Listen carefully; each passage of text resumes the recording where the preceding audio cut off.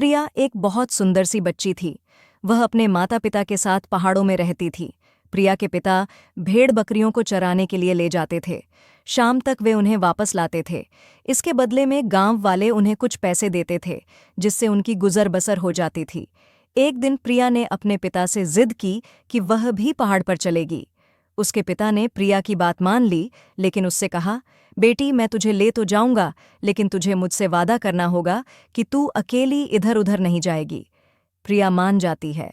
प्रिया के पिता उसे गोद में उठाकर दूसरे हाथ में लाठी लेकर भेड़ों के साथ पहाड़ों पर चढ़ने लगते हैं। पहाड़ पर पहुंचकर वे थक जाते हैं। पहाड़ों के पीछे एक बड़ा सा हरी घर का मैदान था। सारी भेड़ें वहीं घास खा रही थीं। प्रिया को उसके पिता ने कहा, बेटी, यहीं मैदान में तुम भी खेल लो, कहीं दूर मत जाना, मैं कुछ देर आराम कर लूं। प्रिया ने देखा वहां पर बहुत से फूलों के पौधे थे, जिनमें सुंदर सुंदर फूल लगे थे। प्रिया वहां से फूल तोड़ने लगी। तभी उसे कुछ आवाज सुनाई दी, हमें बचा लो, हमें बचा लो। यह आवाज सुनकर प्रिया डर गई। वह दौड़कर अपने पिता के पास जाने लगी, लेकिन उस आवाज में इतना दर्द था कि वह उस दिशा में चल दी जहां से आवाज आ रही थी। वहीं पास ही में प्रिया ने देखा एक छोटी सी सफेद कपड़े की पोटली पड़ी थी। वह पोटली के पास गई तो पोटली हिलने लगी।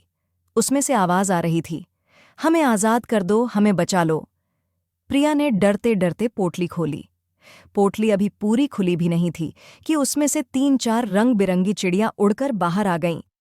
प्रिया डर गई, लेकिन उनमें से एक चिड़िया ने प्रिया के सामने आकर कहा, डरो नहीं, हमें तुम्हें नुकसान नहीं पहुंचाएंगी।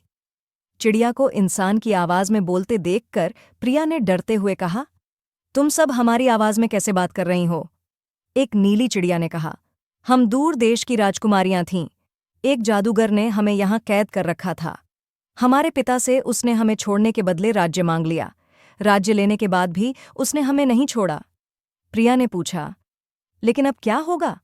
तुम वापस अपने असली रूप में कैसे आऊंगी? यह सुनकर एक चिड़िया ने बताया, इस पोटली को अगर तुम तोड़ दो तो जादूगर का जादू खत्म हो जाएगा और हम असली रूप में आ जाएंगे। जादूगर का जादू खत्म होते ही हमारे पिता भी आजाद हो जाएंगे। फिर वो जादूगर को कैद कर लेंगे। प्रिया बोली, बस इतनी सी बात। यह कहकर प्रिया उस पोटली को उठाकर जोर से जमीन में मारती है। पोटली मिट्टी की थी, वह टूट जाती है। पोटली के टूटते ही चारों राजकुमारियां अपने असली रूप में आ जाती हैं। एक राजकुमारी अपना सुंदर सा मुकुट प्रिया को देती है। एक राजकुमारी प्रिया को अपने कपड़े देती है और उसके कपड़े खुद पहन लेती है। उसके बाद वे चारों राजकुमारियां वहां से चली जाती हैं। प्रिया अपनी सुध-बुध खोकर सब देखती रहती है। कुछ देर में उसके पिता प्रिया के पास आते हैं। वे देखते हैं कि प्रिया बहुत सुंदर कपड़े पहने और सोने का मुकुट लगाए बैठी है, तो वो उससे पूछते हैं कि ये सब कहाँ से आया। तब प्रिया उन्हें सारी बात बता देती है।